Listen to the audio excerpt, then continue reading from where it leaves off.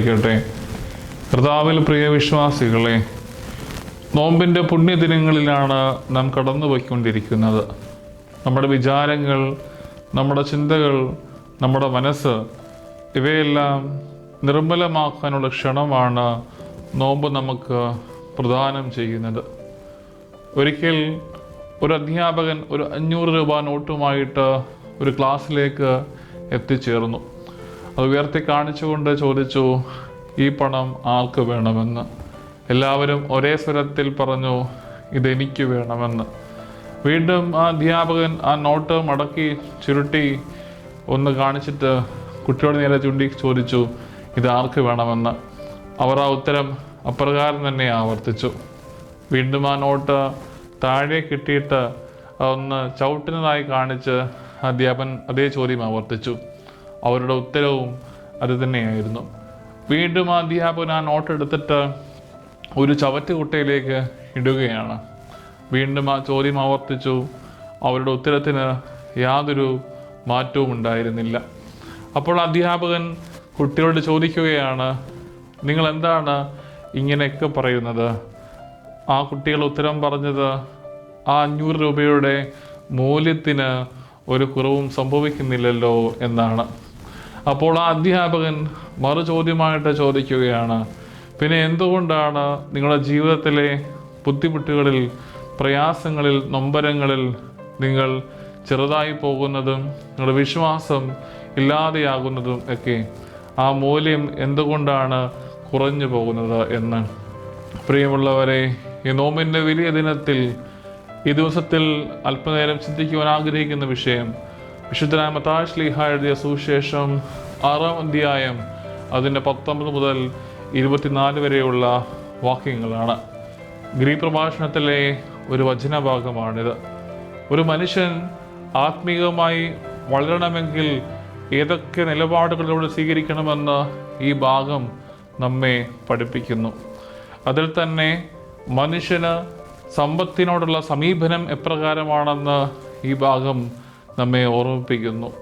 3 കാര്യങ്ങളാണ് പ്രധാനമായും നമ്മുടെ ശ്രദ്ധയിലേക്ക് ഈ വേദഭാഗം കൊണ്ടുവരുന്നത്. ഒന്നാമതായിട്ട്, നമ്മുടെ നിക്ഷേപം വേണ്ടത് ഭൂമിയിലല്ല. ഭൂമിയിലുള്ള നിക്ഷേപങ്ങളെല്ലാം നശിച്ചു പോകുമെന്ന് ഈ വേദഭാഗം നമ്മെ ഓർമ്മിപ്പിക്കുന്നു. രണ്ടാമതായിട്ട്, സ്വർഗീയ ഇടങ്ങളിലെ നിക്ഷേപമാണ് നമുക്ക് ആവശ്യം. ആ നിക്ഷേപത്തിൽ കൂടി മാത്രമാണ് അത് നശ്വരമായി എന്നും എപ്പോഴും ഉണ്ടാവുക. മൂന്നാമതായിട്ട്, ഭൗമിക നിക്ഷേപങ്ങളിൽ ശ്രദ്ധിക്കുന്നവർ ആ ഭൗമിക നിക്ഷേപങ്ങൾ നശിച്ചു പോകുമെന്ന് ചിന്തിക്കുന്നില്ല. അവരുടെ ശ്രദ്ധ എപ്പോഴും ഭൗമിക കാര്യങ്ങൾ മാത്രമായിരിക്കുമെന്നും ഈ വേദഭാഗം പ്രധാനമായിട്ടും ഓർമ്മിപ്പിക്കുന്നു. ഒരിക്കൽ ഒരു മരം വെട്ടുകാരൻ മരം വെട്ടുവാനായിട്ട് ഒരു വനത്തിലേക്ക് എത്തിച്ചേരുകയാണ്. ആ വനത്തിലേക്ക് എത്തിച്ചേർന്നിട്ട് ആ മരം വെട്ടുകാരൻ മരത്തോട് ചോദിക്കുകയാണ്, മരമേ, ഇന്ന് ഞാൻ വെട്ടിക്കൊള്ളട്ടെ. ഇന്നെ വെട്ടിക്കൊണ്ടുപോയി എനിക്കൊരു വലിയ ദേവാലയം പണിയുവാൻ വേണ്ടിയുണ്ട്. അപ്പോൾ ആ മരം തിരിച്ച് ചോദിക്കുകയാണ്, അല്ലയോ മരം വെട്ടുകാര, അങ്ങയുടെ പൂർവികർ ഇവിടേക്ക് വന്ന് എൻ്റെ പൂർവികരായ അനേകം ആളുകളെ വന്ന് വെട്ടിക്കൊണ്ടുപോയി അമ്പരചുംബികളായ അനേകം ദേവാലയങ്ങൾ പണിയുകയുണ്ടായി. പക്ഷെ എന്തുകൊണ്ടാണ് നിങ്ങളിൽ നിന്ന് ഒരു ക്രിസ്തു ജനിക്കാത്തത് എന്നൊരു വലിയ ചോദ്യമാണ് ആ മരം വെട്ടുകാരൻ തിരികെ ചോദിക്കുന്നത്. സ്വർഗീയ നിക്ഷേപങ്ങൾ നൽകിക്കൊണ്ട് നമുക്ക് വലിയ വിശുദ്ധിയിലേക്ക് ജീവിക്കുവാൻ സാധിക്കും. ഈ വേദഭാഗം ആദ്യമേ ഓർമ്മിപ്പിച്ചതുപോലെ ആ സ്വർഗീയ നിക്ഷേപത്തിൻ്റെ അധ്വാനത്തെയാണ് ഓർമ്മിപ്പിക്കുന്നത്. നാം ആവർത്തിച്ച് വായിച്ചു കേട്ട വേദഭാഗമാണ് ധനവാന്റെയും ലാസറിൻ്റെയും. എന്നാൽ ധനവാൻ ലാസറിനെതിരായി തിന്മയൊന്നും ചെയ്തതായിട്ട് സുവിശേഷം നമ്മോട് പറയുന്നില്ല. എങ്കിലും സ്വർഗരാജ്യം അവന് ഒടുവിൽ നഷ്ടപ്പെടുന്നതാണ് നമുക്ക് കാണുവാൻ സാധിക്കുന്നത്. മറ്റൊരു ഭാഗത്ത് ഒരു ഭോഷനായ ധനികനെ നമുക്ക് കാണുവാൻ സാധിക്കുന്നുണ്ട്. തൻ്റെ സമ്പത്തെല്ലാം അവൻ നഷ്ടപ്പെടുന്നു. ക്രിസ്തു അവൻ്റെ ആത്മാവിനെ ആവശ്യപ്പെടുകയാണ്. പക്ഷേ അവനും ഒടുവിൽ ആ സ്വർഗീയ നിക്ഷേപം നഷ്ടപ്പെടുകയാണ് ചെയ്യുന്നത്. ധനവാനായിരിക്കുന്നത് സ്വർഗീയ നിക്ഷേപത്തിനുള്ള തടസ്സമാണെന്ന് ഇത് കേട്ടാൽ നമുക്ക് തോന്നുമെങ്കിലും തുടർന്നുള്ള ഭാഗങ്ങൾ കണ്ടാൽ നമുക്കത് അങ്ങനെയല്ല എന്ന് മനസ്സിലാകും. നമുക്ക് ലാസറിനെ വളരെ പരിചയമാണ്.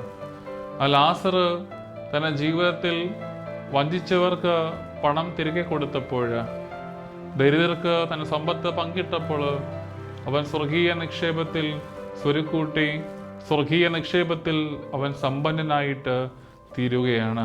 അവൻ്റെ ഭൗമിക നിക്ഷേപം വട്ടപൂജ്യമാണെങ്കിൽ പോലും പക്ഷെ സ്വർഗീയ നിക്ഷേപം വളരെ സ്വരുക്കൂട്ടുന്ന കാഴ്ചയാണ് നമുക്ക് കാണുവാനായിട്ട് സാധിക്കുന്നത്. 2 ചില്ലിക്കാശ് കൊണ്ട് സ്വർഗീയ നിക്ഷേപം നേടിയ ആ ദരിദ്രയായ വിധവയും നമ്മുടെ മുമ്പിലുണ്ട്. തൻ്റെ ദൈവത്തിന് വേണ്ടി ജീവിച്ച് നിക്ഷേപം കൂട്ടിയവളാണ് ആ ദരിദ്രയായ വിധവ. ഇവിടെ നമുക്ക് മനസ്സിലാക്കുവാൻ സാധിക്കുന്നത് ധനവാനായിരിക്കുന്നതല്ല, സമ്പത്തല്ല, മറിച്ച് അത് എങ്ങനെ നിക്ഷേപിക്കുന്നു എന്നുള്ളതിലാണ് കാര്യമെന്ന് നമുക്ക് ഇവിടെ നിന്ന് മനസ്സിലാക്കുവാനായിട്ട് സാധിക്കും. കൽക്കട്ടയിലെ തെരുവുകളിൽ പാവങ്ങൾക്ക് വേണ്ടി ജീവിച്ച് ആ പാവങ്ങളുടെ ഇടയിൽ കിടന്ന് മരിച്ച ഒരു മദർ തെരേസയുണ്ട്. കുഷ്ഠരോഗികൾക്ക് വേണ്ടി ജീവിച്ച് കുഷ്ഠരോഗിയായി മരിച്ച ഒരു ഫാദർ ഡാമിയനുണ്ട്. അവരൊക്കെ നൽകുന്ന സ്വർഗീയ നിക്ഷേപങ്ങൾ അവരുടെ ജീവിതത്തിൽ പ്രതിപാദിച്ച് മറ്റുള്ളവരിലേക്ക് ഒരുപാട് നന്മകൾ നൽകി സ്വർഗീയ നിക്ഷേപമായ ആളുകളാണ് ഇവർ ഓരോരുവരും. നാം ഏവരും ഒരു ശരീരത്തിൻ്റെ ഭാഗമാണ്. വിശുദ്ധ മാമോദീസായിലൂടെ നാം ഏവരും ഒരു ശരീരത്തിൻ്റെ ഭാഗമായിട്ട് തീരുകയാണ്. വിവിധ ഗോത്രങ്ങളായി വിവിധ സമുദായങ്ങളായി നിലനിന്ന മനുഷ്യരെ ഒരു ഗോത്രബോധത്തിൽ നിന്നും ഒരു ഗാത്രബോധത്തിലേക്ക്, a tribal consciousness to a body consciousness, ആ ഒരുമയിലേക്ക് നമ്മെ എത്തിച്ചേർന്നിരിക്കുന്നു ഒരു ശരീരമായിട്ട്. പലപ്പോഴും ഇന്ത്യൻ കോണ്ടെക്സ്റ്റിൽ ഒരു ശരീരം എന്നത് വിവേചനത്തിന് വേണ്ടി ഉപയോഗിക്കുന്ന ഒരു പതിവായിട്ട് നാം പലപ്പോഴും കാണാറുണ്ട്. ചാതുർവർണ്ണ്യം എന്ന സമ്പ്രദായം മനുഷ്യനെ പല വിഭാഗങ്ങളായി തിരിക്കുന്നുണ്ട്. തലയിൽ നിന്ന് വന്നവർ ഉന്നതരാണെന്നും തൊട്ട് താഴെയായി തോളിൽ നിന്ന് വന്നവർ അതിന് താഴെയാണെന്നും അതിന് താഴെയായി അരയിൽ നിന്ന് വന്നവർ അതിലും താഴെയാണെന്നും, നേരെ മറിച്ച് കാലിൽ നിന്ന് വന്നവരും ഇതിലൊന്നും ഉൾപ്പെടാത്ത കുറേ ആളുകളും അധികൃതരും അവർണരുമാണെന്ന് പലപ്പോഴും ഈ ഒരു സമ്പ്രദായം നമ്മെ അറിഞ്ഞോ അറിയാതെയോ പഠിപ്പിക്കുന്നുണ്ട്.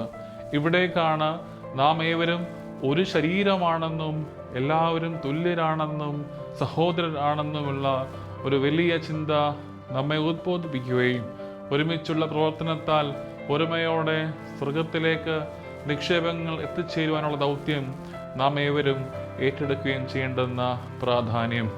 പ്രിയമുള്ളവരെ, ഒരിക്കൽ ഫ്രാൻസിസ് അസീസി റോഡിൽ കൂടി നടന്നു പോകുമ്പോൾ അവിടെ കൃഷി ചെയ്തുകൊണ്ടിരുന്ന ഒരു കൃഷിക്കാരൻ അവൻ്റെ ചേറിൽ നിന്ന് നടന്നു വന്ന് അവൻ്റെ അടുക്കിലേക്ക് എത്തി, അങ്ങാണോ ഫ്രാൻസിസ് എന്ന് ചോദിക്കുകയാണ്.